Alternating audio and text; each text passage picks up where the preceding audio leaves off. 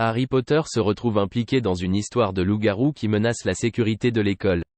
Tout a commencé un soir de pleine lune où Harry avait été choisi pour faire partie de l'équipe de patrouille. Ce soir-là, Harry et ses camarades commencèrent leur ronde habituelle, en s'assurant que tous les élèves étaient en sécurité dans leur dortoir. Soudain, ils entendirent un long hurlement venant de la forêt interdite. Harry décida de s'y aventurer pour enquêter. Au fur et à mesure qu'il avançait dans les bois sombres, il sentit une présence sinistre derrière lui. Le jeune sorcier se retourna et vit une silhouette immense de de plus en plus floue à mesure qu'elle se rapprochait. C'était un loup-garou, un être mi-homme mi-loup, redoutable et dangereux. L'adrénaline affluait dans les veines d'Harry alors qu'il pointait sa baguette mag. IQ vers le loup-garou. Il lança un sort de paralysie, mais le loup-garou l'esquiva d'un bond gracieux, bien trop agile pour un être humain normal. Paniqué, Harry tenta un autre sort, mais le loup-garou l'attaqua. Avant qu'il puisse terminer l'incantation, il sentit ses griffes acérées lui entailler l'épaule, mais réussit à se dégager dans un dernier effort.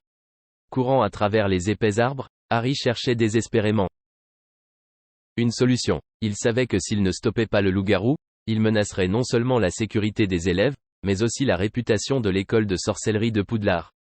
Soudain, une idée traversa l'esprit d'Harry. Il retourna vers la cabane du garde-chasse et y trouva un morceau d'argent. Les loups-garous étaient connus pour fuir devant cet objet. Apparemment, l'argent avait un effet repoussant sur ces créatures air naturel. Armé de cet atout, Harry retourna dans la forêt interdite, prêt à affronter le loup-garou une fois de plus. Cette fois-ci, quand le loup-garou chargea, Harry leva l'argent devant lui. Le loup-garou recula, surpris par l'objet brillant.